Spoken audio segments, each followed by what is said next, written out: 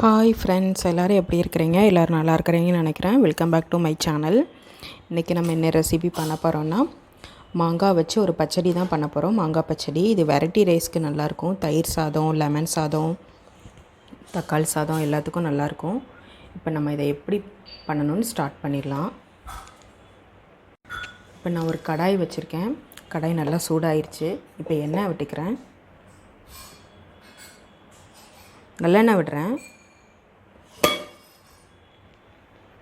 எண்ணெய் நல்லா சூடாகட்டும்.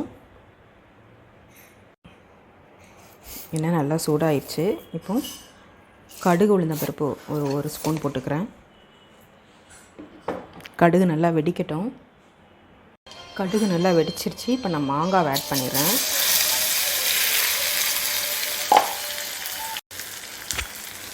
மாங்காய் ஆட் பண்ணிவிட்டு இப்போ கொஞ்சம் கருவேப்பிலை போட்டுக்கிறேன்.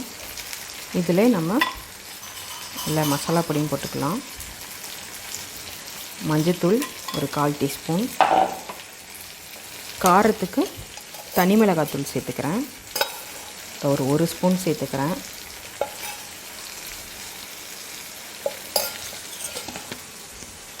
இதோட காயப்பொடி கொஞ்சம் சேர்த்துக்கிறேன்.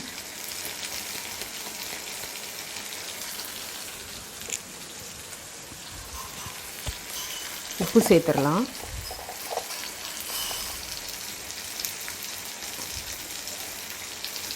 இப்போ இதை நல்லா மிக்ஸ் பண்ணி விட்டு மாங்காய் வேகணும். நல்லா மிக்ஸ் பண்ணியிருக்கேன். இந்த அளவுக்கு நல்லா மிக்ஸ் பண்ணிக்கோங்க. ஈவனாக எல்லா இடத்துலையும் நல்லா மசாலா வந்து ஸ்ப்ரெட் ஆகணும். சிம்மில் வச்சுக்கோங்க. மாங்காய் வந்து கொஞ்சம் நல்லா வேகட்டும். வெந்ததும் நான் எப்படி இருக்குன்னு உங்களுக்கு காட்டுறேன். மாங்காய் ஓரளவுக்கு வெந்துருச்சு. நான் தண்ணி எதுவுமே ஆட் பண்ணல. நம்ம எண்ணெய் விட்டோம்ல, அந்த எண்ணெய் தான்.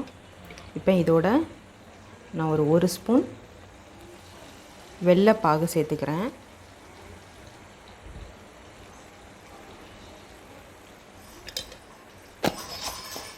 எண்ணெய் நல்லா பிரிஞ்சு வருது. இப்போ இதோட நம்ம வெள்ளைப்பாகு சேர்த்ததும் நல்லா மிக்ஸ் பண்ணி விட்டுக்கோங்க.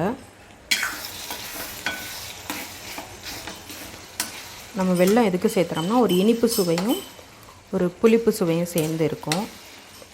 அதனால தான் வெல்லம் சேர்க்குறோம். நீங்கள் இப்படி தண்ணி விடாமல் இப்படி செஞ்சு பண்ணிங்கன்னா ஒரு 4 டேஸ் வரைக்கும் நம்ம கைப்படாமல் வச்சுருந்தோம்னா 4 டேஸ் வரைக்கும் இருக்கும்.